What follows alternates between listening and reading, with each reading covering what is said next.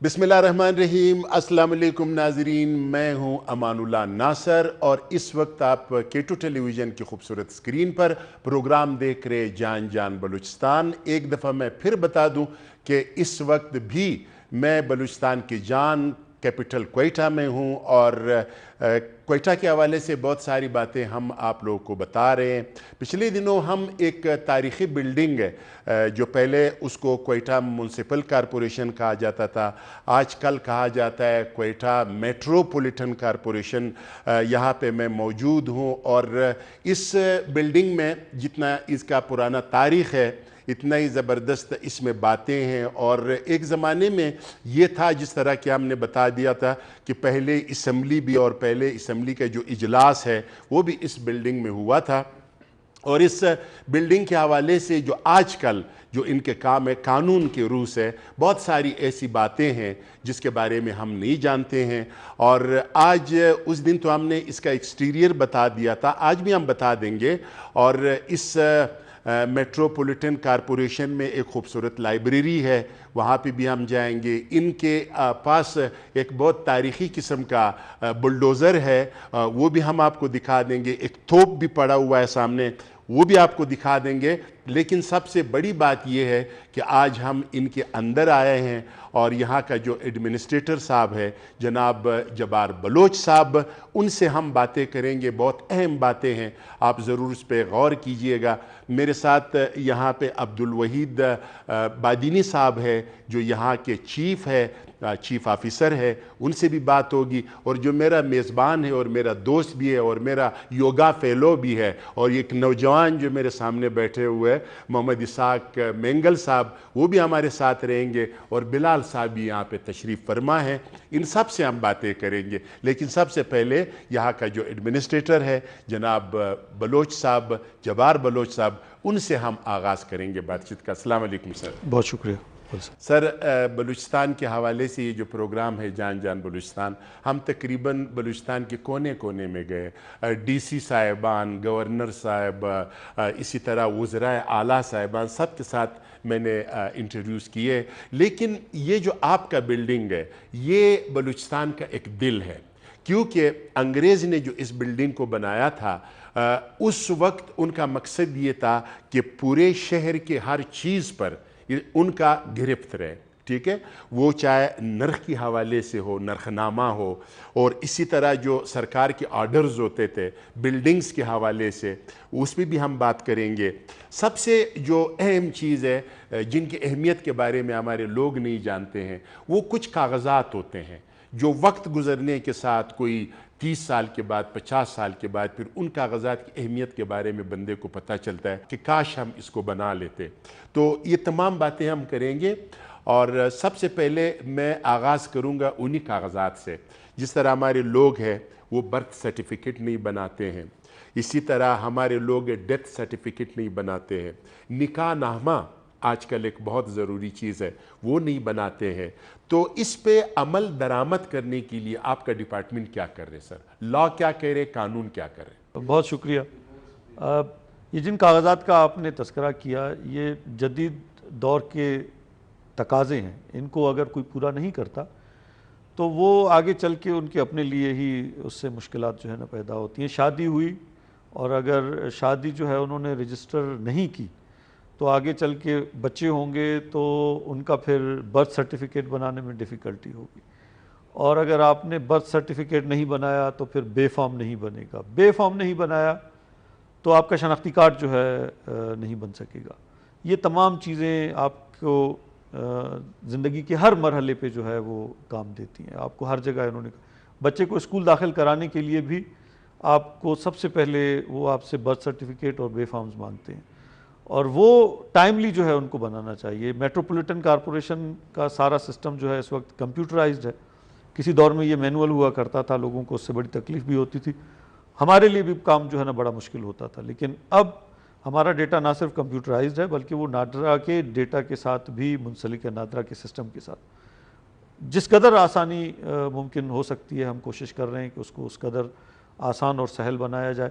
सिर्फ एक मेट्रोपॉलिटन के जो है दफ्तर में ही नहीं, हमने यूनियन काउंसिल की सतह पर भी अपने दफातर जो है खोल रखे हैं, जहाँ पे लोग जाते हैं اور ایک بہت نامینل سی فی ہے. ہم لوگوں کو انکریج کرتے ہیں, یہ نامینل فی اس لیے, حالانکہ کاسٹ اس کی بڑی زیادہ ہو جاتی ہے ہمارے لیے, لیکن اس کو ہم نے نامینل اس لیے رکھا ہے کہ لوگ انکریج ہوں اور ڈاکیومنٹیشن کی طرف آئیں, تاکہ ڈیٹا ایک سینٹرلائز سطح پر جو ہے وہ جمع ہوتا رہے, ان کے لیے بھی آسانی رہے, اور سرکار کو بھی آنے والے وقتوں میں پلاننگ کے لیے, ڈیولپمنٹ کے لیے جو ضرورت ہوتی ہے ڈیٹا کی, وہ بھی مرتب ہوتا رہے. اچھا, میرے خیال میں سر اس سے یہ جو مردم شماری کا ایک مسئلہ ہوتا ہے ہمیشہ کہ مردم شماری صحیح نہیں ہو رہی ہے, اور یہ کیا ہوا, اور یہ کم ہوا, وہ زیادہ ہوا, اگر یہ سارے کاغذات کمپلیٹ کیے جائیں تو میرے خیال میں اس میں بھی یہ مددگار ثابت ہوگی. جی بالکل. یہ اس دفعہ جو مردم شماری ہوئی ہے یہ تاریخ کی پہلی مردم شماری ہے جس کو ڈیجیٹل مردم شماری ہم کہہ رہے ہیں. اس میں ان تمام ڈیٹا کا جو ہمارے پاس ہے اس کا استعمال کیا گیا ہے, اور یہ بہت ہیلپ فل ہے. یہ اگر 100% کرنے میں ہم کامیاب ہو جائیں تو ہمیں اس قسم کی ایکسرسائز جو کہ ہم ہر 5 سال بعد کرتے ہیں, ہمارے پاس ڈے ٹو ڈے کا جو ہے وہ ڈیٹا اویلیبل ہو جائے گا. آپ کی بات بالکل بجا ہے. اسی لیے ہم اس کو چاہتے ہیں کہ انکریج کریں اور لوگ زیادہ سے زیادہ اس طرف آئیں, اور نہ صرف زیادہ سے زیادہ آئیں بلکہ بر وقت آئیں. جو ہی بچہ پیدا ہو اس کا برتھ سرٹیفکیٹ بنے, جو ہی وہ ایک سرٹن عمر کو پہنچ جائے اس کا بے فارم بنے, اور یہ پروسیس جو ہے وہ چلتا رہے. لیکن میرا ایک دوست تھا, وہ ایڈ ماسٹر تھا, ایک بہت انگلش میڈیم بہت بڑا اسکول ہے, اس کا ایڈ ماسٹر تھا, تو اس نے کسی سیٹلر لڑکی کے ساتھ شادی کی. اب ظاہر ہے وہ جب شادی کرتے ہیں تو وہ رجسٹرار کے آفس میں, وہ رجسٹرار آتے ہیں, وہاں پہ نکاح نامہ وغیرہ بنتا ہے, تو اس کے جو رشتہ دار تھے, پشین سے ان کا تعلق تھا, وہ سارے جو ہے نا یہ پگڑی مگڑی والے وہ باہر بیٹھے ہوئے تھے ناراض. تو میں نے کہا آپ لوگ کیوں ناراض ہو؟ بولتا ہے چھوڑو, ہمارا بھابھی کا نام جو ہے ابھی سرکاری کاغذات میں ادھر میونسپل کارپوریشن میں لکھا جائے گا. اسی طرح کچھ لوگ تھے جو شناختی کارڈ نہیں بنواتے تھے, اور وہ یہ کہتے تھے کہ ہم اپنی زنانی کا کس طرح فوٹو کھینچے, اور پھر وہ جو ہے پھر اس وقت وہ تمپ والا شناختی کارڈ تھا. اب تو ضروری ہو گیا کہ آپ نے وہ فوٹو ضرور بنوانا ہے. سر آپ سے ایک میں سوال کرتا ہوں کہ ایک چیز ہے جس کا نام ہے راشن کارڈ. وہ کبھی کوئی بہت 70 کے اوائل میں یا 75 میں یہ راشن کارڈ ایک ہوا کرتا تھا, اور اب جب ہم جاتے ہیں, ہم جائیں گے پاسپورٹ آفس تو وہ کہہ رہے راشن کارڈ دکھاؤ. پھر شناختی کارڈ میں بھی انہوں نے یہ ایک لازمی بات قرار دی, حالانکہ جس کا بنوانا ہوتا ہے اس کا کوئی بھی کارڈ نہیں ہوتا ہے, شناختی کارڈ بھی بن جاتا ہے, پاسپورٹ بھی بن جاتا ہے. یہ راشن کارڈ کہاں چلا گیا سر؟ ابھی نہیں ہے یار. دیکھیے راشن کارڈ کا تو ایسے کہ جیسے بھی سر نے بتایا, جب پہلے CRVS کا سسٹم نہیں ہوا کرتا تھا, جو آپ کے سول رجسٹریشن اور وائٹل اسٹیٹسٹکس کا پورا ایک نظام ہے, تو اس سے پہلے راشن کارڈ ایک وائٹ ڈاکومنٹ ہوا کرتی تھی جس سے کسی کی شہریت کا آپ تعین کرتے تھے, اور جو باقی ڈاکومنٹس بنتے تھے وہ اس کے کنٹینیوشن بنتے تھے. لیکن اب چونکہ سب کچھ کمپیوٹرائزڈ ہو گیا, یہ ایک آبسلیٹ سی چیز رہ گئی ہے. اب اس کا اوور آل کہیں پہ آپ کو اول تو آپ کو نظر نہیں آئے گا, اگر نظر کہیں پہ آ بھی جائے تو ایز این اینٹیک لوگ اس کو رکھتے ہیں. اب برتھ سرٹیفکیٹس وغیرہ ہو گئے, بے فارم وغیرہ ہو گیا, تو راشن کارڈ آج کے دور میں شاید آپ کو کہیں نظر آئے. اچھا, لوکل جو سرٹیفکیٹ ہے اور ڈومیسائل ہے ان کے ساتھ تو آپ لوگوں کا تعلق نہیں ہے میرے خیال میں. نہیں, لوکل سرٹیفکیٹ کو ہم ڈیل نہیں کرتے ہیں, لیکن یہ کہ وہ ڈپٹی کمشنر اور کمشنر کے آفیسز میں ہوتا ہے. جی ہاں, لیکن اس کے لیے بھی جو سب سے امپورٹنٹ ڈاکومنٹ ہے وہ برتھ سرٹیفکیٹ ہے. اچھا, برتھ سرٹیفکیٹ کے ایشوئنس کے بعد نادرا سے بے فارم ایشو ہوتا ہے, اور اس کے بعد پھر جو باقی ڈاکومنٹیشن ہے جیسے لوکل سرٹیفکیٹ ہے یا ڈومیسائل ہے یا CNIC وغیرہ ہے, وہ پھر آگے اس کے کنٹینیوشن میں وہ ایشو. میں راشن کارڈ کو تھوڑا سا ایکسپلین کر لوں. جی سر. کیونکہ میں 5-6 اضلاع میں جو ہے ڈپٹی کمشنر رہا ہوں, تو یہ راشن کارڈ کو ہم وہاں پہ ڈیل کرتے رہے ہیں. گو راشن کارڈ جو ہے وہ آپ کی بات بالکل بجا ہے, یہ ایک متروک چیز ہے. Ration called as a ration card جو ہے اس کو نہیں مانگا جاتا بیسیکلی. اس معاملے میں کوئی FIR اگر اس دور کی آپ کے پاس ہو وہ بھی قابل قبول ہوتی ہے. اس کا مقصد راشن کارڈ کا یہ ہوتا ہے کہ آپ صرف اپنی پریزنس کا ثبوت دیں کہ جی آپ 78 سے پہلے اس ملک میں موجود تھے. وہ کوئی کچھ بھی ثبوت ہو سکتا ہے, چاہے وہ آپ کا پرانا شناختی کارڈ ہو, چاہے وہ راشن کارڈ ہو, چاہے آپ کا پرانا کوئی پاسپورٹ ہو, کوئی ایسا ثبوت جو کہ قانون کی نظر میں قابل قبول ہو وہ آپ پیش کریں. وہ اس خیال سے جو ہے مانگا جاتا ہے کہ جی آپ دیں, تاکہ اس سے یہ اسرٹن کیا جائے کہ 78 سے پہلے آپ یہاں پہ موجود تھے، اور یہ بھی سب سے نہیں مانگا جاتا، جن کے اوپر جو ہے میرے خیال میں جب ہم لوکل سرٹیفکیٹس بناتے ہیں مختلف اضلاع میں تو صرف انہی کیسز میں جو ہے یہ طلب کیا جاتا ہے جہاں پہ کچھ شک کا عنصر ہو، جہاں پہ شک کا عنصر نہ ہو، لوگوں کے جو ہے وہ باپ کے دادا کے ویلڈ شناختی کارڈ اس دور کے موجود ہوں، ان سے راشن کارڈ طلب نہیں کیا جاتا۔ اچھا سر، کچھ لوگ یہ بھی کہتے ہیں، خیر اس میں بھی کچھ حقیقت ہے، آپ کی بات بھی صحیح ہے، وہ یہ کہہ رہے ہیں کہ یہ تنگ کرنے والی باتیں ہیں، جس کا شناختی کارڈ بننا ہوتا ہے اور جس کا لوکل بنانا ہوتا ہے اور جس کو پاسپورٹ دینا ہوتا ہے، وہ اگر اپنا وہ جو اجرت ہے جو ان کا حق سمجھتے ہیں وہ جب ادا کرتے ہیں تو سب کچھ مل جاتا ہے۔ اب میں واپس آتا ہوں، انگریز کے زمانے میں ہم نے یہ سنا تھا کہ یہاں پہ ایک مارکیٹ تھا، گوشت مارکیٹ، اس مارکیٹ کے علاوہ کوئی بھی بندہ کسی جانور کو بیچ نہیں سکتا تھا، یعنی اپنے دکان میں، محلوں میں، گلیوں میں۔ تو پھر وہ ایک ڈاکٹر آتا تھا، وہ اس کو دیکھتا تھا اور پھر اس پہ ایک سٹیمپ لگایا جاتا تھا، پھر اس کے بعد تاکہ وہ مضر صحت نہ ہو، اس میں کوئی مسئلہ نہ ہو۔ تو یہ بات اب ختم ہو گئی ہے سر۔ ہاں، آپ کی بات سے میں اتفاق کرتا ہوں کہ یہ بات اس طرح اس پہ عمل درآمد نہیں ہو رہا جس طرح اس پہ عمل درآمد ہو۔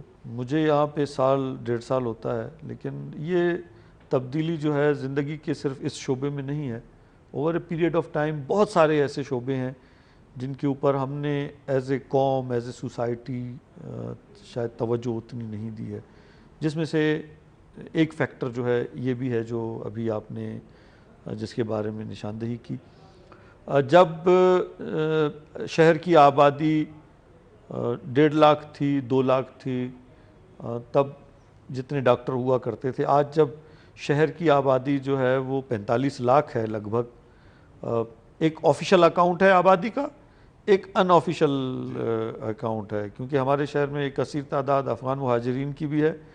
ہمارے شہر کی آفیشل آبادی میں وہ لوگ شامل نہیں ہیں جن کے پتے کسی اور شہر کے لکھے ہوئے ہیں، تو اس لیے یہ اکثر لوگ مس لیڈ ہو جاتے ہیں جب وہ 2.5 ملین کا جو ہے وہ ہنسا دیکھتے ہیں تو وہ سمجھتے ہیں شاید 20 لاکھ یا 24-25 لاکھ جو ہے وہ یہاں کی آبادی، اصل آبادی اس سے کہیں زیادہ ہے۔ اتنی بڑی آبادی کے لیے اتنے کم ڈاکٹرز کا ہونا جو ہے وہ پورا نہیں پڑتا۔ اچھا سر، ایک اور نرخنامہ کہا جاتا تھا کہ مطلب نرخنامہ دیا جاتا تھا ایک دکاندار کو، اب وہ دکاندار تو چلو کسی حد تک وہ یہ جو ریڑیاں آ گئی ہے، یہ جو اب سوزوکی میں انہوں نے دکانیں بنائی ہوتی ہے، یہ کس کی ذمہ داری ہے کہ روڈ بھی وہ تنگ ہو رہے ہیں اور عجیب عجیب چیزیں بک رہی ہے؟ تو اس بارے میں اگر آپ بتائیں۔ ان ریڈیوں کے اوپر سختی کرتے ہیں، ان کے اوپر جو ہے فورس بھیجتے ہیں، تو لوگوں کی طرف سے تنقید ہوتی ہے کہ جناب غریب لوگ ہیں، 2 وقت کی روٹی جو ہے کمانے کی کوشش کرتے ہیں، اپنے بچوں کے لیے جو ہے روزی روٹی کما رہے ہیں، اور یہ انتظامیہ والوں کو جو ہے وہ ان کی غربت کا، ان کی احساس محرومی کا، ان کے جو ہے حالات کا کوئی علم نہیں ہوتا، یہ آتے ہیں ڈنڈے برساتے ہیں، ان کو ہٹاتے ہیں، ان کو بے روزگار کرتے ہیں۔ چلیں جی، بے روزگار نہیں کرتے، چھوڑ دیتے ہیں۔ ان سے ہم نے 20 دفعہ جا کے کہا کہ جناب یہ سڑک ہے، آپ اس سڑک کے کنارے پہ رہیں، چلیں۔ اول تو آپ کو ریڈی کا مطلب یہ ہوتا ہے کہ آپ ریڈی چلاتے رہیں، ریڈی کو اسٹیٹک نہیں ہونا ہے، ریڈی سے مراد ہی یہی ہوتا ہے، لیکن وہ رواج ہی ختم کر دیا۔ آپ ان کو چلنے کا کہیں گے تو چلیں گے نہیں، آپ ان کو کہیں گے کہ پیچھے ہو جاؤ، پیچھے نہیں ہوں گے، آپ ان کو چھوڑ دیں گے، آپ جاتے ہوں گے جوائنٹ روڈ پہ، سریاب روڈ پہ، آپ دیکھیں گے کہ پیچھے روڈ خالی پڑی ہوئی ہے، ریڈی والے آدھے روڈ پہ آ کے جو ہے نا کھڑے ہو جاتے ہیں۔ بھائی کھڑا ہی ہونا ہے تو آپ تھوڑا سا پیچھے ہو کے کھڑے ہو جائیں، پیچھے کوئی کھڑا نہیں ہوگا۔ چھوڑ دیں گے تو وہ آدھی سڑک پہ آتے ہیں، آدھی سڑک پہ وہ آ کے کھڑے ہوں گے تو آپ جیسے لوگ جو ہے وہ تنقید کرتے ہیں کہ آپ لوگ شاید سو رہے ہیں، آپ لوگ کام نہیں کر رہے۔ ہم کام کرنے آ جاتے ہیں، پھر آپ تنقید کرتے ہیں کہ دیکھیے غریب کا جو ہے وہ خیال نہیں کرتے، غریب کے روزگار کا خیال نہیں کرتے۔ اس قدر مہنگائی میں یہ لوگ اگر جو ہے یہ ریڈی نہ چلائیں تو کیا کریں؟ ڈاکہ ڈالیں، چوری کریں، کیا کریں؟ ہم پھر چپ ہو جاتے ہیں، ڈنڈا اٹھاتے ہیں، بھی تو لوگ جو ہے ناراض ہوتا ہے۔ تو یہ آپ ہی سے پوچھیں گے کہ آخر اس کا کیا کیا ہے۔ اچھا، ایک زمانے میں مجھے یاد ہے، یہ تقریباً کوئی 1980 کی بات ہے کہ ہم یہ پرنس روڈ پہ میں مزدوری کرتا تھا تو یہاں پہ کچھ نلکے ہوتے تھے روڈ کے کنارے، وہ 24 گھنٹے اس میں پانی ہوتا تھا. تو ہمارے ایک سیٹھ غلام رسول صاحب تھے، انہوں نے ایک دفعہ یہ کہا کہ انگریز کے زمانے میں اس نلکوں پہ 24 گھنٹے پانی موجود ہوتا تھا. اور انہوں نے ایک قصہ بھی سنا ہے کہ کوئی بلوچ صاحب تھے اور ان کے ساتھ ایک بچہ تھا انگریز کے زمانے میں، اور وہ رو رہے تھے. تو ہم نے کہا یہ کیوں رو رہے؟ انہوں نے کہا کہ بچے کو پیاس لگی ہے اس لیے رو رہے. تو ہم نے کہا کہ بھائی یہ نلکا ہے، اسے پانی پلا دو. تو انہوں نے کہا نہیں، یہ انگریز کا بنایا ہوا نلکا ہے، ہم اس سے پانی نہیں پئیں گے. لیکن پھر وہ وقت گزرتا گیا، پھر وہ نلکا کوئی 2 گھنٹے کے لیے ہو گیا، پھر وہ نلکا 1 گھنٹے کے لیے ہو گیا، پھر وہ 3-4 دن کے بعد ایک دفعہ آنے لگا، اب آ ہی نہیں رہے. تو یہ جو پانی ہے یہ بھی تو سر آپ لوگوں کی ڈیوٹی ہے نا. یہ 1991-92 تک ہماری ڈیوٹی تھی. اس کے بعد جو ہے پھر واسا بنایا گیا، اور پھر یہ واٹر اینڈ سینیٹیشن اتھارٹی، اور پھر یہ شعبہ ہم سے نکال کے جو ہے واسا کے حوالے کیا گیا. اس کے اوپر بہتر جو ہے کمنٹ واسا والے ہی کر سکتے ہیں کہ وہ پانی اچھا جو ہے. ایک اور بھی مطلب یہ جو بلڈنگ ہے یہ الیکشن کے ذریعے ایک بندہ منتخب ہوتا تھا، پھر کونسلر ہوتے تھے، پھر ناظم ہوتے تھے، پھر میئر ہوتا تھا. تو ایک عام آدمی جو ہے، اب میں آپ کو ایک بات بتا دوں کہ ایک عام آدمی جو وہ باہر سے آتے ہیں کسی گاؤں سے، اس کو آپ تک کی جو رسائی ہے وہ ذرا مشکل ہوتا ہے، ٹھیک ہے. تو وہ ذرا اپنے محلے میں اپنے کونسلر کو بتاتا تھا کہ بھائی یہ ہمارا کوئی کام ہے یا اس طرح کا کوئی مسئلہ ہے تو آپ یہ ہمارا کام کرا دیں. وہ صفائی کے حوالے سے ہو، وہ کسی نالی کے حوالے سے ہو، کسی نالے کے حوالے سے ہو. تو سر اب وہ جو عام آدمی ہے اس سے آپ لوگوں نے یا حکومت وقت نے کیا مشکلات ہے جو وہ ایک فیسلٹی تھی اس کو حاصل تھی، آسانی، وہ آپ لوگوں نے چھین لی؟ کوئٹہ میں ابھی تک الیکشنز کچھ وجوہات کی بنا پہ نہیں ہو پائے، کیونکہ کچھ امینڈمنٹس ہوئے ہیں ریسنٹلی ایکٹ میں. تو وہ پر امید ہے ہم کہ میکسیمم 4-5 مہینے کے اندر شاید یہ الیکشن وغیرہ ہو جائیں گے، اور جو عوامی نمائندے ہیں وہ آ کے اس کونسل کا حسن بڑھائیں گے. آپ بالکل بجا کہہ رہے ہیں کہ اگر ایک عوامی نمائندہ جو منتخب ہوا ہے وہ آ کے بیٹھتا ہے اپنی سیٹ پہ، وہ عوام کی زیادہ خدمت کر سکتا ہے، کیونکہ اسے عوامی مسائل کا ادراک ہوتا ہے، اور وہ چونکہ عوام سے ہی ہوتا ہے تو وہ ان چیزوں کو جانتا ہے. لیکن ہماری کوشش یہی رہی ہے کہ بے شک اس وقت عوامی نمائندے یہاں پہ نہیں ہیں، لیکن ہم اپنی طرف سے بھرپور کوشش کرتے ہیں کہ جس حد تک ہو سکے ہم لوگوں کو ریلیف دیں. ہمارے دروازے سب کے لیے کھلے ہوئے ہیں. کمپلینٹس کے لیے پورٹل بنایا ہے کہ آن لائن جو بھی کمپلینٹس ہے وہ اپنا درج کرے اور فوری طور پہ ہم ان کو پھر ریزالو کر سکیں. تو ایڈمنسٹریٹر صاحب کیا چاہتے ہیں کہ مطلب کیا ہو؟ یہ عوامی نمائندوں کے حوالے کیے جائے یا پھر یہ ایم این ایز اور ایم پی ایز کے پاس یہ چیز رہے؟ اس بات میں دو رائے ہی نہیں ہے کہ دنیا میں آپ کہیں پہ بھی جا کے دیکھیں، ترقی جو ہے وہ لوکل گورننس کے سسٹم کے بغیر ممکن ہی نہیں ہے. یہ آج کل ہم جب اس کو ریئلائز کریں، بہرحال ہم کو یہ بہرصورت ریئلائز کرنا ہے، لوکل گورنمنٹس کا جو ہے وہ سسٹم بہت وائٹل سسٹم ہے. یہ لوگوں کے چھوٹے چھوٹے مسائل ان کے نمائندے ہی ان کے دروازے پہ حل کر سکتے ہیں. ایڈمنسٹریٹر کا یہاں پہ ہونا ایک میک شفٹ ارینجمنٹ ہے، یہ کوئی پرماننٹ ارینجمنٹ نہیں ہے. میں اس کے اوپر کمنٹ نہیں کر سکتا کہ جی پروونس کی سیاست کرنے والے سیاستدان کیا سوچتے ہیں، کیا چاہتے ہیں، یا مرکز کی سیاست کرنے والے جو ہے وہ کیا سوچتے ہیں، کیا چاہتے ہیں. بہرحال میں یہ بلدیاتی اداروں والے سر احتجاج تو کر سکتے ہیں نا، ہر چیز کے لیے ہم جلوس نکالتے ہیں، ہم دھرنے دیتے ہیں، لیکن یہ جو اپنے بنیادی رائٹس ہے ایک غریب آدمی کے، عوام کے، اس کے لیے کوئی کیوں مطلب آواز نہیں اٹھا رہے؟ دیکھیے بلوچستان میں 99% تو انتخابات ہو چکے ہیں، عوامی نمائندے آ چکے ہیں. جیسے کہ ہمارے سی ایم او صاحب نے کہا کہ صرف ایک کوئٹہ ہے جو، میں فنڈز کی بات کر رہا ہوں سر. یہ ایم این اے اور ایم پی ایز جو ہے ان کا تو کام ہے قانون سازی، یہ فنڈز ہاتھ میں کیوں رکھتے ہیں سر؟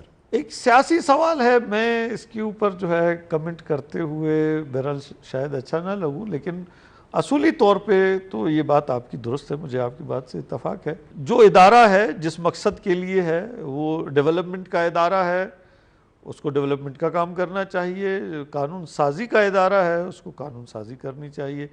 مینجمنٹ کا، ایڈمنسٹریشن کا ادارہ ہے، اس کو ایڈمنسٹریشن کرنی چاہیے. ہم یہ آپ نے جو ہے نا ایک سیاسی جواب دے دیا. اب میں یہ سیاسی جواب سے جا کے تاریخی ایک آپ کے پیچھے پورٹریٹ لگا ہوا ہے, اس میں انگریز سرکار بھی ہے, جس میں بہت سارے کافی جو بوڑھے لوگوں سے میں ملا ہوں, اور ان سے میں نے یہ پوچھا ہے بات کہ یار وہ جو انگریز سرکار کی حکومت ہے اس کے بارے میں آپ کیا کہیں گے, اور اب کی حکومت. تو اکثر نے یہ کہا ہے کہ کاش وہ نہ جاتے یہاں سے, وہ رابرٹ سنڈیمن نہ جاتے, جنہوں نے سنڈیمن اسکول بنایا, جنہوں نے ہاسپٹل بنایا, جنہوں نے آپ کی یہاں پہ بھی ایک خوبصورت لائبریری بنائی ہے, ٹھیک ہے, یوب میں قلعے بنائے, روٹس بنائے, رستے بنائے, اور ان کے دور میں قانون کا ایک بالادستی ہوتی تھی. اس پورٹریٹ کے بارے میں سر میں آپ سے سوال کرنا چاہ رہا ہوں. یہ کچھ لوگوں کا نوسٹیلجیا تو ہو سکتا ہے جو یہ کہیں کہ جی کاش انگریز. غلامی کو کیسے آپ جسٹیفائی کر سکتے ہیں؟ انگریز بھلے جتنا پٹا بھلے سونے کا ہی کیوں نہ ہو, پٹا تو بہرحال پٹا ہی ہوتا ہے, اس کا آزادی کے ساتھ جو ہے وہ مقابلہ نہیں کیا جا سکتا. ہاں یہ کہا جا سکتا ہے چلیں جی ہم میں کچھ کوتاہیاں آ گئی ہیں, ان کوتاہیوں کو جو ہے رفع کرنا چاہیے, نظام کو بہتر بنانا چاہیے. نظام کو بہتر کوئی باہر سے آ کے تو نہیں کرے گا. نظام آج جس نہج پہ پہنچا ہے یہ ہماری عمر والوں نے نہیں کیا ہے, یہ انہی بزرگوں نے, جن بزرگوں نے آپ سے کہا کہ واہ جی بڑا جو ہے زبردست انگریز کا نظام تھا, انہوں نے ہی کیا ہے. ہمیں بھی انہی سے ہی گلا ہے کہ جی آپ کو اگر ایک اچھا نظام ملا تھا, جو کہ بہرحال میں ذاتی طور پہ تو اس کو کوئی ایسا اتنا اچھا نظام تو نہیں کہتا, ایک حاکم اور محکوم کا رشتہ تھا انگریز کی ایڈمنسٹریشن اور یہاں کے لوکل لوگوں میں. اس کو کیسے جسٹیفائی کر سکتا ہوں ہم, یا آج جو ہے کوئی ڈپٹی کمشنر ہے, ایڈمنسٹریٹر ہے, وہ حاکم تو نہیں ہو سکتے, یا وہ یہ کہیں کہ جی ہم بس اسی کے تسلسل ہیں. ہم بالکل بھی اسی کا تسلسل نہیں ہے. میں سمجھتا ہوں کہ نظام میں ضرور جو ہے وہ ریفارمز کی ضرورت ہے. کوتاہیاں ہوئی ہیں, انہی بزرگوں سے زیادہ ہوئی ہیں جنہوں نے آپ سے کہا ہے کہ جی وہ نظام اچھا تھا یا وہ لوگ اچھے تھے. بالکل بھی میں اس کو اچھا نہیں کہتا. آج کا ہمارا سسٹم ہے اچھا نہیں ہے, اس کو کیسے اچھا کیا جائے اس پہ بات ہونی چاہیے, اس کو اچھا کرنا چاہیے.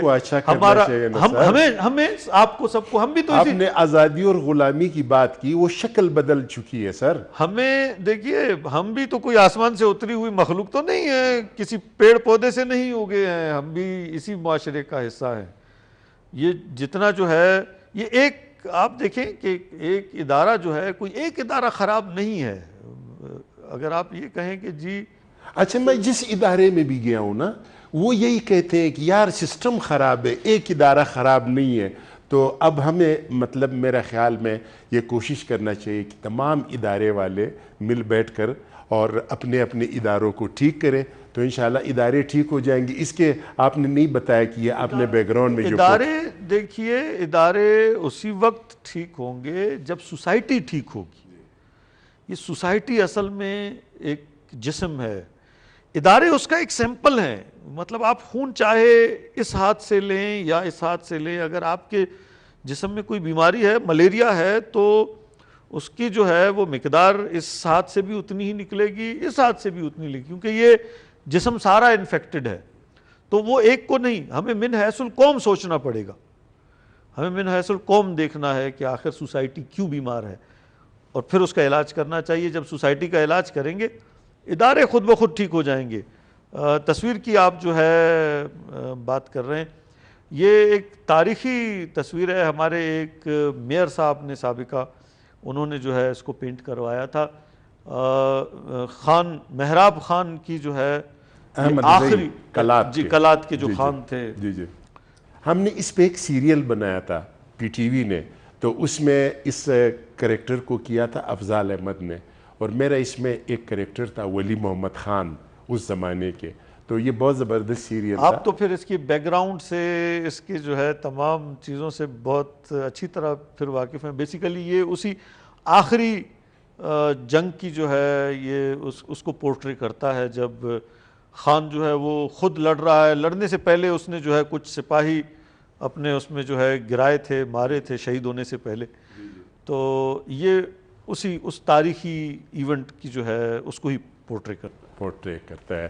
تو اب اس طرح ہے ناظرین کہ ہمارے یہ جو میٹروپولیٹن کارپوریشن ہے, تو میں سر کو زیادہ اب ڈسٹرب نہیں کروں گا کیونکہ بہت سارے لوگ انتظار کر رہے ہیں ان کا، تو ہم ان سے اجازت لیں گے اور اسحاق مینگل صاحب ہمارے ساتھ رہیں گے کیونکہ اب ہم نے بلڈنگز پہ بات کرنی ہے، اور یہ چونکہ چیف کنسلٹنٹ ہے تو یہ بلڈنگز کے بارے میں مجھے بتا دیں۔ بلڈنگ کے بارے میں اگر میں آپ کو تھوڑا سا جو ہے وہ بتا دوں کہ اس کی تاریخی اہمیت کے حوالے سے، جی یہ ایک بہت تاریخی بلڈنگ ہے، انگریز کے دور میں جو ہے اس کو بنایا گیا تھا۔ 1935 کے زلزلے سے پہلے بھی یہاں پہ ایک بلڈنگ تھی جو کہ 1935 میں منہدم ہو گئی، اس کے بعد پھر یہ بلڈنگ بنائی گئی، اس کو ٹاؤن ہال کی جو ہے نا عمارت کہا جاتا تھا۔ اس کی تاریخی حیثیت صرف یہ نہیں کہ یہ ٹاؤن ہال کی جو ہے نا وہ بلڈنگ رہی ہے اور قدیم بلڈنگ ہے، پرانی عمارت ہے، انگریز کے دور کی بنی ہوئی ہے، اس کی سب سے بڑی تاریخی اہمیت یہ ہے کہ یہی وہی بلڈنگ تھی جہاں پہ پاکستان کے حق میں قرارداد جو ہے وہ پاس کی گئی، جو جرگہ ہوا تھا وہ اسی بلڈنگ میں ہوا تھا۔ پھر اسی بلڈنگ کو جو ہے بلوچستان کی پہلی اسمبلی بلڈنگ ہونے کا بھی اعزاز حاصل ہے۔ یہ 1971 کے بعد جب اسمبلی کو بنی تھی، عطا اللہ خان مینگل صاحب وزیر اعلیٰ تھے اور اسپیکر خان عبدالصمد خان شہید تھے۔ جی یہ پہلی جو ہے اجلاس یہاں پہلا اجلاس اور اسمبلی ہال کے طور پہ اسی بلڈنگ کو جو ہے وہ چنا گیا تھا۔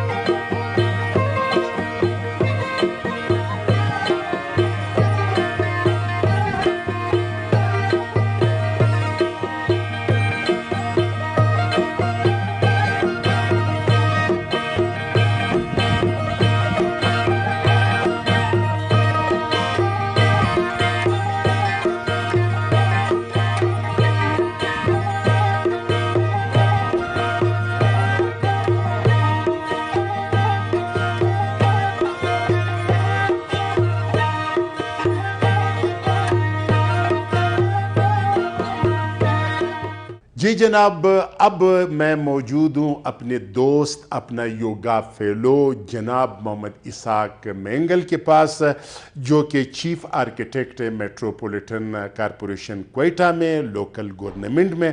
اب میں ذرا ان کے ساتھ کھل کے باتیں کروں گا، اور وہ یہ ہے سر کہ پہلا سوال یہ ہے کہ انگریز سرکار نے 1935 کا جو زلزلہ ہوا تھا، جو پورا کوئٹہ تباہ ہو گیا تھا، تو انہوں نے ایک ایکٹ بنایا تھا کہ آئندہ کوئٹہ شہر کے اندر 30 فٹ سے بلند عمارت نہیں بنے گی، لیکن آج کل جو ہم دیکھتے ہیں بہت بلند و بالا عمارات بن رہے، تو آپ کیا کہیں گے اس بارے میں، اس قانون کے بارے میں؟ شکریہ امان اللہ ناصر صاحب، آپ کی ٹیم کا، آپ کے چینل کا، جو کوئٹہ کے مسائل کو اجاگر کر رہے ہیں پورے پاکستان میں۔ تو آپ نے 1935 کا بلڈنگ کوڈ کے حوالے سے پوچھا کہ یہاں 35 میں زلزلہ آیا، اور زلزلے کے بعد ایک کوڈ انگریز نے انٹروڈیوس کیا جو 1937 کا کوڈ ہے۔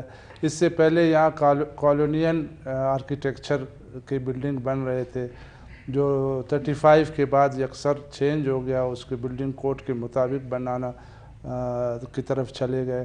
1935 میں جو بلڈنگ کوڈ بنا 37 میں، تو اس میں سب سے پہلے ہائٹ کو انہوں نے دیکھا کہ ہائٹ 30 فٹ سے زیادہ نہیں ہونی چاہیے، کیونکہ اگر کوئی بھی بلڈنگ گرے تو دوسرے سائڈ اس کو اتنا اسپیس ملے کہ وہ دوسرے لوگوں کو دوسرے بلڈنگز کو ڈیمیج نہ کرے۔ تو اس میں 7 ٹائپ کے بلڈنگز انہوں نے انٹروڈیوس کرائے، جو اکانومیکل بھی تھے اور سیف بھی تھے، جیسے کہ غریب آدمی بھی اس میں گھر بنا سکتا تھا، کیونکہ 80% ہمارے صوبے کا یا شہر کے لوگ غریب لوگ ہیں، تو ان سب کو ایڈریس کرنا تھا۔ یہ نہیں کہ وہ ان لوگوں کو جو صرف پیسہ جن کے پاس ہو، ان کے لیے بھی یہ کوڈ تھا۔ ایک بات کا میں ناظرین اضافہ کروں، جب 1935 میں یہ زلزلہ ہوا اور سارے لوگ ڈیمیج ہو گئے، تو اس کے بعد جو زندہ بچ گئے ان لوگوں کو یہاں پہ ایوب سٹیڈیم ہے، وہاں پہ ان کو لایا گیا اور ان کے لیے ٹیمپریری ان کے رہنے کی جگہ بنائی، اور اس وقت انگریز نے یہ اعلان کیا تھا کہ اگر کوئی بھی بندہ نیچے ایسا جھک جائے اور کوئی چیز چوری کرنے کی کوشش کرے تو اسے گولی مارنے کا آرڈر تھا. اور اس وقت میری نانی کو اللہ تعالیٰ جنت ان کو نصیب کرے, وہ کہہ رہا تھا کہ میں اور نانا ابو جو ہے ہم لوگ جا رہے تھے, انگریز نے یہ اعلان کیا تھا کہ کوئٹہ سے جو بھی بندہ ہو اور وہ کچھ بھی کھائے پیے, یہ ریلوے کے ٹریک پہ یا ریلوے کے سے لوگ ادھر سے جب جا رہے تھے اپنے رشتہ داروں کے گھر, ظاہر ان کے گھر تباہ ہو گئے تھے, تو وہ کہہ رہے تھے کہ کھانے پینے کی تمام اشیاء جو ہے نا وہ مفت تھی. اور ان کے لیے پھر ایک یہاں پہ کوئٹہ میں ٹن ٹاؤن ایک ٹاؤن ہے, ٹن ٹاؤن, وہ ٹن کے گھر ان کے لیے بنائے گئے تھے تو اسے ٹن ٹاؤن کہا جاتا تھا. جی سر. جی ہاں سر, یہ 1937 کا جب کوڈ بنا تو اس میں بہت ساری ریسٹرکشنز تھی اور سیف تھا, ارتھ کوئک پروف تھا, تو وہ انہوں نے انٹروڈیوس کرایا اور اس کو امپلیمنٹ بھی کرایا. اس کے بعد جب پاکستان بنا تو ہمارے یہاں بھی جتنے بھی اس حوالے سے دیکھنے والے لوگ تھے, انجینئرس تھے, آرکیٹیکٹس تھے یا بلڈنگ انسپیکٹرز تھے, ان سب نے اس کو فالو کیا. انہوں نے فالو کیا کہ کنسٹرکشن کو ہر سطح پر مانیٹر کیا جائے. اس میں یہ ہے کہ شروع میں 7 کارڈز انٹروڈیوس کرائے گئے, ہر کارڈ کے اس پر وہ متعلقہ انجینئر دستخط کرتا, اس کے بعد وہ دوسرا اسٹیج پہ چلا جاتا. تو اس طرح کی چیزیں سخت امپلیمنٹ ہوئی اور کوئٹہ شہر ایک سیف اس میں چلا گیا. تو بیچ میں ایسے غفلت آئے کہ کچھ بلڈنگز ایسے بن گئے, لیکن اس کے بعد گورنمنٹ نے اور ادارے نے دوبارہ اس پہ گرفت رکھا اور ان کو ریسٹرکٹ کیا. اچھا سر, ایک بندہ قانون کا خلاف ورزی کرتا ہے, وہ کوئی 60 فٹ کا, جو ابھی میں دیکھ رہا ہوں بہت سارے ایسے بلڈنگز جو بن چکے ہیں, بلکہ آپ کا اپنا ایک بلدیہ شاپنگ پلازا جو ہے وہ بھی کوئی مطلب 60 فٹ کے قریب ہے. تو یہ اگر مثال کے طور پہ اللہ نہ کرے ایک بلڈنگ سے اگر 7 والے بلڈنگ کو کوئی نقصان پہنچ رہے یا نیچے کسی کا گھر ہے, تو کوئی ایسا قانون ہے سر کہ وہ پھر اپنا یہ ڈیمانڈ کرے کہ بھائی مجھے یہ نقصان پہنچا ہے اس کے بلڈنگ سے تو مجھے اس کا تاوان دیا جائے؟ کوئی ایسا ہے سر قانون؟ ہمارے اس میں تو بلڈنگ کوڈ میں ایسا کوئی وہ نہیں ہے, لیکن گورنمنٹ کمپنسیشن ضرور دیتی ہے اگر کسی کو نقصان ہو. تو انشاءاللہ مجھے امید ہے کہ اس طرح کا کوئی وہ سلسلہ نہیں ہوگا, کیونکہ یہاں جو بلڈنگز بن رہی ہے یہ ارتھ کوئک پروف ہے, یہ بہت مضبوط بنتی ہے, تو اس میں اتنا پرابلم نہیں ہے, کیونکہ لوگ اسٹرکچر کو بہت ہی سختی سے فالو کرتے ہیں. ہم تو اس کو کرتے ہیں مانیٹر, لیکن لوگ خود بھی اویئر ہے کہ اگر ہم مضبوط گھر نہیں بنائیں گے, مضبوط بلڈنگ نہیں بنائیں گے, اس میں نقصان ہمارا. اچھا سر, کچھ بلڈنگز کے لیے یہ بھی ایک قوانین ہے کہ آپ اگر کوئی بلڈنگ بنائیں گے تو اس میں پارکنگ ہونا چاہیے, لیکن کچھ ایسے بلڈنگز کو میں دیکھ رہا ہوں کوئٹہ میں کہ وہ یہ قوانین کی پابندی نہیں کر رہے سر. جب آبادی بڑھ گئی, بلڈنگ زیادہ ہونے لگے, تب کہیں جا کے پارکنگ کو دیکھا جانے لگا. تو بہت ساری بلڈنگز میں اب بھی پارکنگ موجود ہے, اگر اس کے استعمال کسی اور اس پہ کر رہے ہیں وہ بھی دیکھنا پڑے. اچھا سر, ایک بات جو ہے نا, مجھے سینموں سے بہت محبت تھا, ٹھیک ہے, میں ہر پروگرام میں بتاتا ہوں کہ ایک راحت سینما, ایک عصمت سینما, غازی سینما, ڈیلائٹ سینما, امداد سینما, ریگل سینما, اور ایک پاک فورسز کا ایک سینما ہوتا تھا وہاں پہ. یہ جو سینمے تھے ان کا بھی کوئی قانون تھا کہ سینما کبھی ختم نہیں ہو سکتا ہے اور پارکس کبھی آپ ختم نہیں کر سکتے, لیکن وہ سینمے ختم ہو گئے سر. یہ بالکل, یہ سینما یا پارک یا کوئی کمیونٹی بلڈنگز ہے, یہ بالکل ہی دوسرے اس میں کنورٹ ہو ہی نہیں سکتے, کیونکہ سوشل گیدرنگ کے لیے سینماز ہونی چاہیے, اور سوشل اس کے لیے بہت ضروری ہے. ہمارے شہر میں پہلے بہت اچھے سینما تھے, لوگ جا کے دیکھتے تھے وتھ فیملی کے ساتھ, اتنا اچھا ماحول تھا. سینما جتنے بھی ہوں, آپ کراچی یا لاہور میں جائیں, بہت خوبصورت سینما بنے. ہمارے کینٹ میں ابھی ایک سینما بنا ہے جس میں فیملی جا رہے ہیں. تو اس کلچر کو مزید اچھا کرنا چاہیے, آگے بڑھانا چاہیے. اور پارکس کے حوالے سے بھی یہ ہے کہ پارکس زیادہ سے زیادہ بنانے چاہیے. اس وقت میٹروپولیٹن کوئی 5 پارک اس کے ہیں اور اس کو دیکھ رہا ہے, مینٹین کر رہا ہے, جس میں شہریوں کو بہت سارے فائدے ہو رہے ہیں. مزید بھی پارکس بنانے چاہیے. جتنے اوپن ایریاز اگر شہر میں ہوں گے, they are the lungs of the city. جی جی. تو اوپن ایریاز تو ہونے چاہیے, ہم اس کو بالکل اپریشیٹ کرتے ہیں. گورنمنٹ کو چاہیے کہ اوپن ایریا جتنا زیادہ سے زیادہ بنائے. بہت زیادہ بلڈنگز بھی نہیں ہونے چاہیے کہ بالکل ہی جنگل لگے, اور اوپن ایریاز بالکل ہونے چاہیے تاکہ لوگ وہاں جا کے ایکسرسائز کر سکے, اور ناظرین یہ جو جی ایک اچھا اور ہیلدی معاشرہ تشکیل دیا جائے. اور اچھا اور ہیلدی معاشرہ جو ہے نا وہ لائبریریوں سے بھی ہوتا ہے. آپ کو پتہ ہے کہ اچھی کتابیں آپ جا کے پڑھ لیں, آرام اور سکون کے ساتھ آپ بیٹھ جائیں. اور آپ کے میٹروپولیٹن کارپوریشن میں ایک لائبریری بھی ہے سنڈیمن لائبریری کے نام سے, تو کیا خیال ہے اس کو بھی دیکھتے ہیں.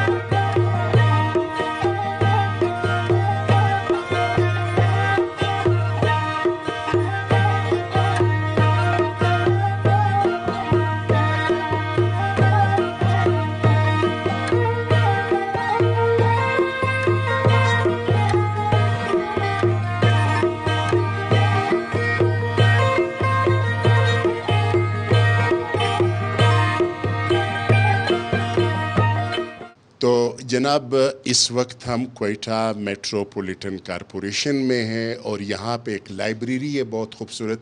اس لائبریری کا نام بھی سنڈیمن لائبریری ہے. رابرٹ سنڈیمن کے بارے میں آپ لوگوں کو بتا چکا ہوں, ان کا تصویر بھی میں گورنر ہاؤس میں دکھا چکا ہوں. ان کا جو مقبرہ ہے لسبیلا میں وہ بھی میں نے آپ کو بتا دیا تھا. اور اس کے بارے میں ہمیشہ یہ بات کہتا ہوں کہ بلوچستان کے لیے جتنا کام رابرٹ سنڈیمن نے اپنے 39 سالوں میں کیا تھا, میرا خیال میں کسی نے اب تک نہیں کیا ہے. تو جناب اس لائبریری کا جو انچارج ہے عبدالوحید غلزئی صاحب, اس کے ساتھ میں موجود ہوں, اور میں اسحاق مینگل صاحب کا بہت شکر گزار ہوں کہ انہوں نے اپنا میٹروپولیٹن کارپوریشن جو ہے اتنا زبردست ایک لائبریری بنائی ہے جس سے پورے بلوچستان کی جو اسٹوڈنٹ ہے وہ بھی استفادہ کر رہے. اب اس لائبریری کے تاریخ کے بارے میں ذرا غلزئی صاحب بتا دیں گے. اس سے پہلے سیول اسپٹل میں جو سنڈیمن اسپٹل بھی کہلاتا ہے وہاں پہ تھا. 1994 میں ہمارے ابھی جاوید ایڈمنسٹریٹر صاحب نے اس کو یہاں بلڈنگ بنائے اور سارے بکس کو یہاں منتقل کر دیا گیا. اس سے پہلے سینئر سٹیزن یہاں پہ اسٹڈی کے لیے یہاں تو ناول وغیرہ اخبار وغیرہ کے لے آتے تھے. 2004-05 میں پھر اس کو طلباء و طالبات کے لیے مخصوص کی گئی جو مختلف بلوچستان کے مختلف علاقوں سے یہاں پہ تشریف لاتے ہیں اور اپنا CSS PCS اور انٹری ٹیسٹ وغیرہ کی تیاری کے لیے آ رہے ہیں. اچھا, وہ جو سینئر سٹیزن ہے وہ بیچارے کہاں, اس کو جو آپ لوگوں نے بے گھر کر دیا تو وہ کہاں گئے؟ تو بس انہوں نے جو دیکھا کہ یہاں پہ اب اسٹوڈنٹ آ رہے ہیں وہ پھر وہ بند ہو گئے, یہاں سے نہیں آ رہے اکثر. یعنی رابرٹ سنڈیمن کا آپ اس بات سے اندازہ لگایا اسحاق صاحب کہ انہوں نے سینئر سٹیزنز کا بھی خیال رکھا کہ وہ بیچارے کہاں جائیں گے. کوئی بیچارے کے گھر میں بیوی ہوتی ہے, کسی کی نہیں ہوتی ہے, کوئی بے گھر ہوتے ہیں, ٹھیک ہے, آفیسز وغیرہ تو نہیں ہوتے, تو انہوں نے ان کا بھی خیال رکھا. تو آپ لوگ بھی خیال رکھتے ہیں یا نہیں رکھتے؟ بالکل, ہم سینئر سٹیزن کا بہت خیال رکھتے ہیں. باقاعدہ یہاں ان کو آفس دیا ہم نے, ان کا آفس ہے, یہاں آتے ہیں, اپنی میٹنگز کرتے ہیں اور اپنے خیالات ایک دوسرے کے ساتھ شیئر کرتے ہیں, نالج شیئر کرتے ہیں. اور ان کو موقع یہاں مل رہا ہے کہ وہ آ رہے ہیں, ایک دوسرے سے ملاقات کر رہے ہیں. بعض اوقات وہ ہمارے آفیسز میں بھی آتے ہیں, ہم سے بھی گپ شپ لگاتے ہیں. تو ان کے لیے بالکل ہمارے دل میں بہت میرے خیال میں ان کا ایک یونین بھی ہے. ہمارے ایک مکسی صاحب تھے, GM تھے PTV کے, وہ بھی ان کے ساتھ ہوتے ہیں. مطلب ظاہر ہے ان کے لیے ایک جگہ تو ہونی چاہیے نا. جی ہاں بالکل, یہ مکسی صاحب تھے, خورشید روشن بروچہ, آصف مینگل صاحب, یہ سارے یہاں آتے تھے اور ابھی بھی آ رہے ہیں یہ لوگ. اچھا, تو ان سے آپ نالج لیتے ہیں, مطلب ان کا جو تجربہ ہے, ایکسپیرینس ہے, اتنا عمر ہے, انہوں نے مختلف ڈپارٹمنٹس میں جو کام کیا ہے, تو آپ لوگ اس سے کوئی لے رہے اس سے ایکسپیرینس؟ بالکل, ان کے نالج سے, ان کے ایکسپیرینس سے ہم بالکل مستفید ہو رہے ہیں. ان سے رائے لیتے ہیں, ان سے ایڈوائز لیتے ہیں کہ ہمیں کیا کرنا چاہیے, اور بہت اچھی ایڈوائز وہ ہمیں دیتے ہیں, جس کی وجہ سے ہمارے کام میں اور زیادہ نکھار آ رہا ہے. جی جی. اور ایک نوجوان میرے ساتھ کھڑے ہیں جناب احسن صاحب.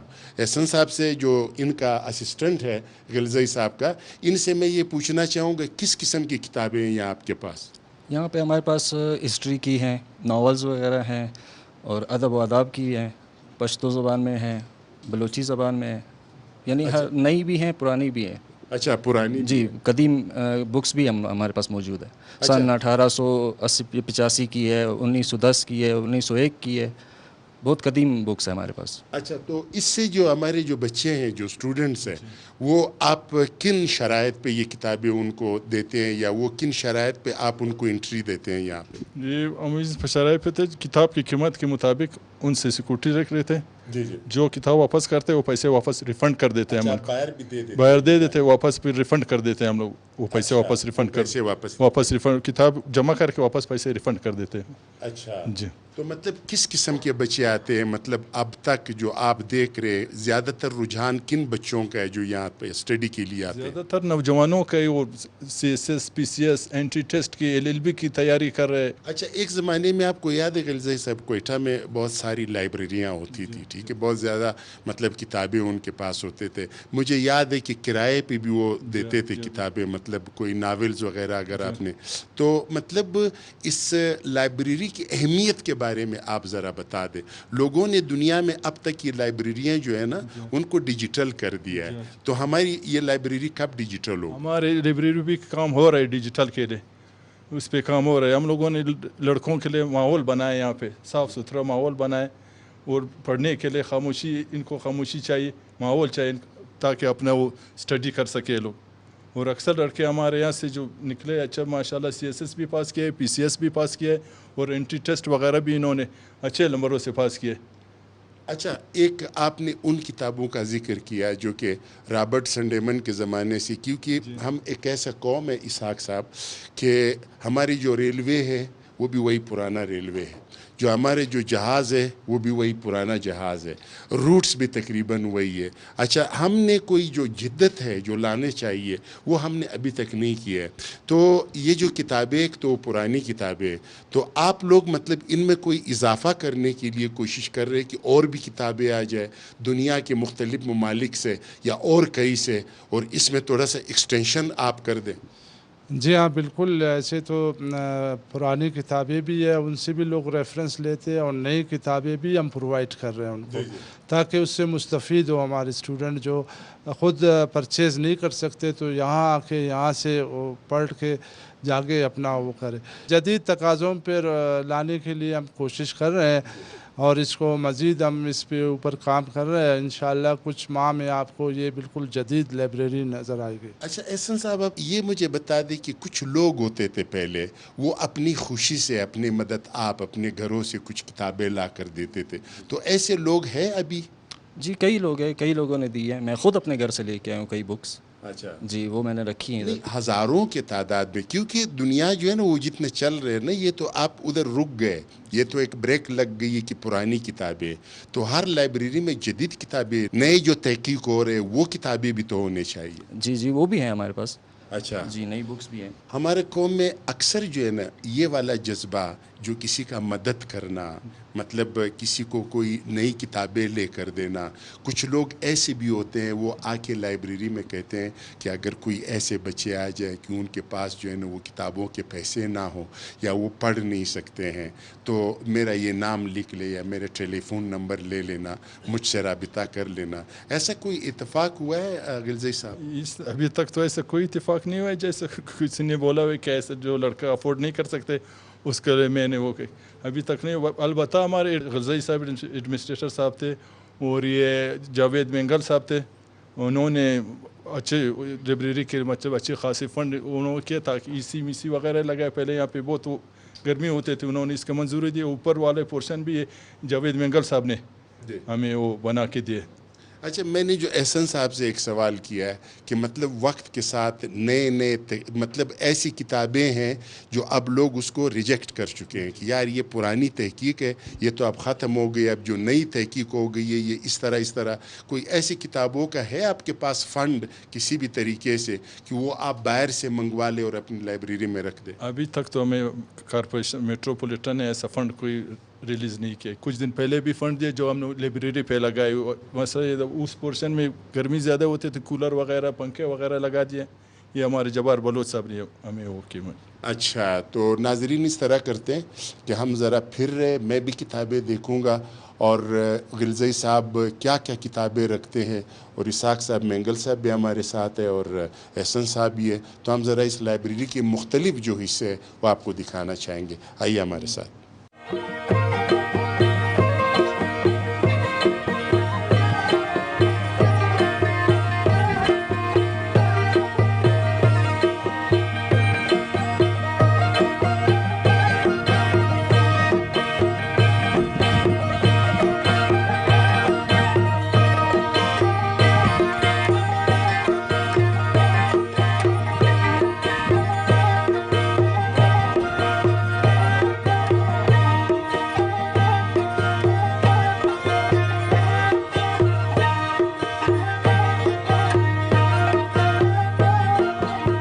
जी जनाब, इस वक्त मैं एक बहुत ख़तरनाक तोप के पास खड़ा हूँ, और ये जो तोप है ये भी अंग्रेज़ के ज़माने का एक तारीख़ी तोप है कि इस तोप को किन किन जंगों में किन किन कबाइलियों के ख़िलाफ़ इस्तेमाल किया गया था। इस वक्त जो है ना इसाक मेंगल साहब जो है ना, जो मेरा मेज़बान है, उनसे मैं इस तोप के बारे में ये कहूँगा कि इसका क्या पस मंज़र है कि इस तोप को आपने यहाँ पे रख दिया है। आपको पता है कि आप जिस इलाके में अब खड़े हैं ये एक तारीख़ी बिल्डिंग है हमारे साथ। इसी तरह ये तोप भी एक तारीख़ी अंग्रेज़ के ज़माने की है। पहले तो ये टाउन हॉल हुआ करता था, तो टाउन हॉल की नस्बत से फिर उसके बाद ये यहाँ हमारा पहला लेजिस्लेटिव असम्बली यहाँ बना। उस हवाले से ये तोप को फिर यहाँ ला के इंस्टॉल किया गया उस ज़माने में, क्योंकि एक तारीख़ी बिल्डिंग थी, फिर असम्बली था, तो उस वजह से ये तोप यहाँ ला के, ये हमारे पास दो थे, एक हमने रेड जोन में जाके लगा दिया, एक अब यहाँ पे है।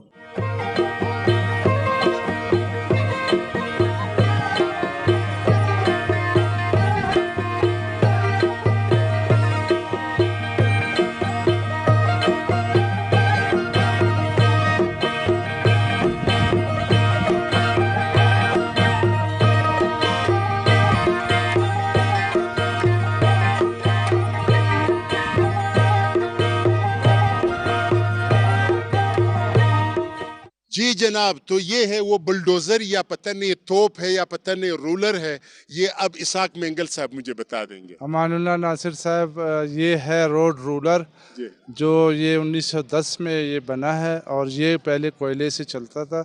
1969 तक ये फंक्शनल था। उसके बाद नए रोड रोलर आए जो डीजल से चलते थे, फिर उन रोलर्स ने इनको रिप्लेस किया। तो ये हमने एज ए एंटीक यहाँ अपने दफ्तर में रखा है, ताकि हमारे उस ज़माने के रोड रोलर्स को भी लोग देख सके, हमारे बच्चे जो नहीं देखे वो आके इसको देख सके, इसलिए डिस्प्ले पे यहाँ रखा है इसको।